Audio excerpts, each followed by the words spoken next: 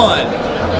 We started the week off putting Trek stacking on the deck in the back. We had to screw everything in, and then put up our handrails to make it all safe.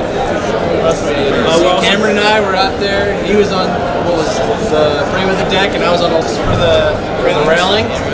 Ladder. We put up the 4x4 post. I think Wednesday, Thursday, we started digging the trenches around the house for the water line.